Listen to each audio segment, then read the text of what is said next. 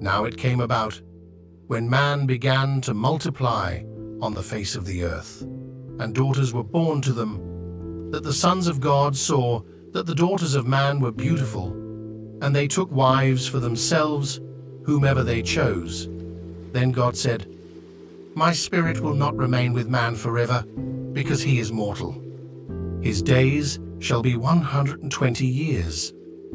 The Nephilim were on the earth in those days, and also afterward, when the sons of God came into the daughters of man, and they bore children to them.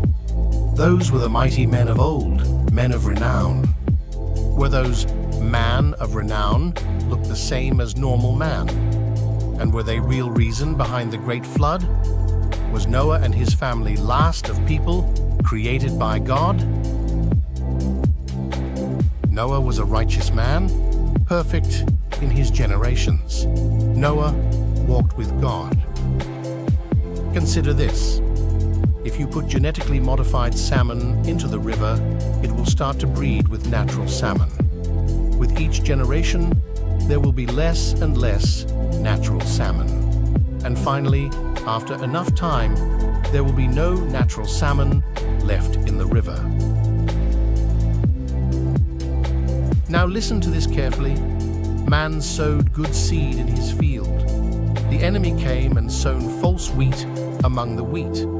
Let them both grow together until the harvest. The field is the world. Wheat are sons of kingdom. False wheat are sons of the evil one, and enemy who sowed them is the devil. Harvest is end of time.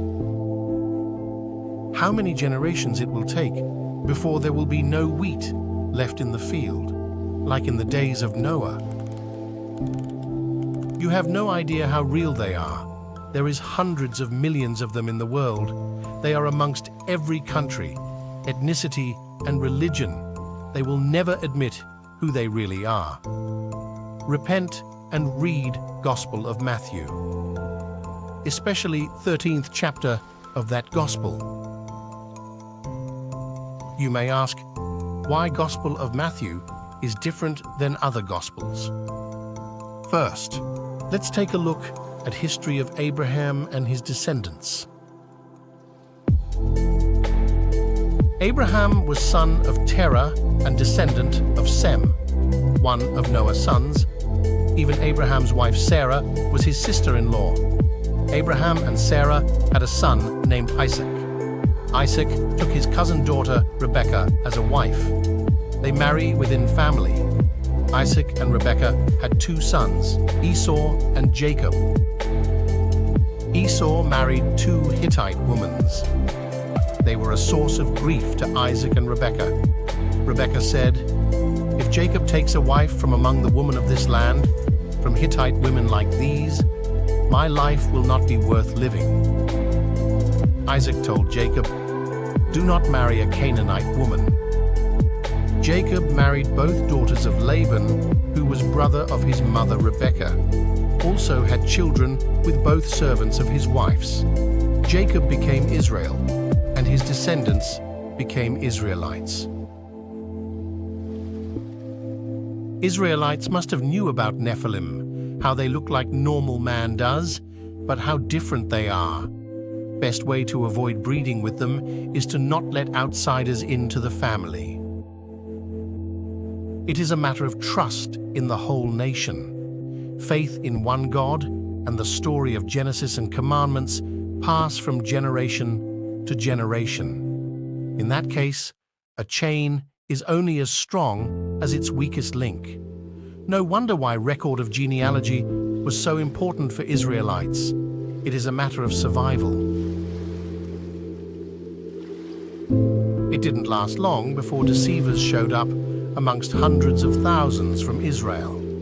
Israelites faced first trial within its own ranks, and those who asked for idolatry died that day by the sword of Levites under the Mount of Sinai.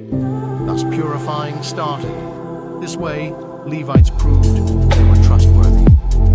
Next in Shittim, Israel joined in worshipping other gods.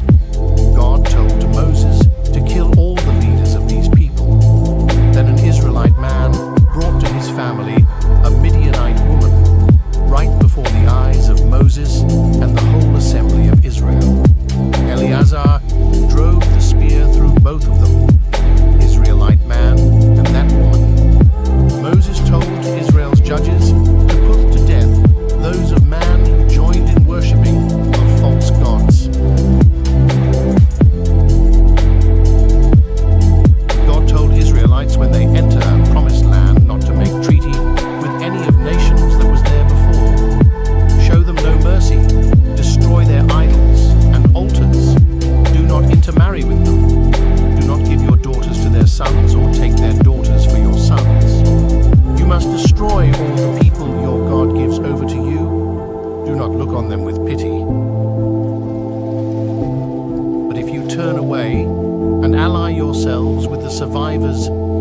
these nations that remain among you, and if you intermarry with them and associate with them, then you may be sure that your God will no longer drive out these nations before you.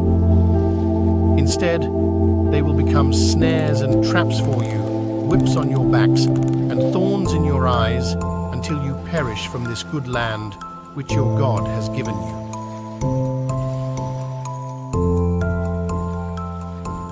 Yet Israel disobeyed. An angel of God told them, "Why have you done this?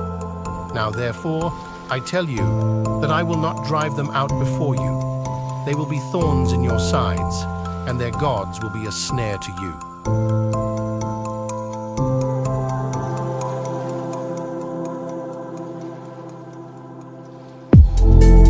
Through all ups and downs, part of Israel mixed with those peoples and followed their false gods, create idols, and turn away from one and only true God with all the consequences.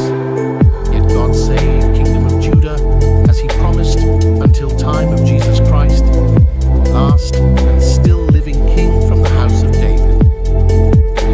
Out of all Gospels, only Gospel of Matthew is accurate continuation of that story and a promise of destruction of false wheat that has been planted amongst us by evil one. Jesus told the truth. That's why they did whatever they could to kill him. Jesus Christ, the Son of God, died trying to save us. Gospel of Matthew is the only gospel that is real. Just as St. Paul told us in letter to Galatians, there is only one true gospel, and even in his time, enemy tried to change that.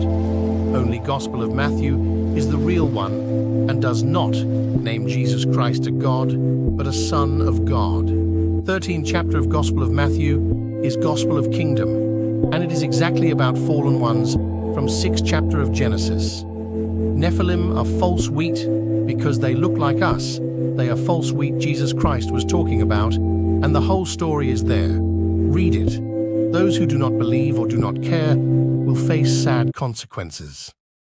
Only way to win is to expose them and pray to one and only God for forgiveness and for help.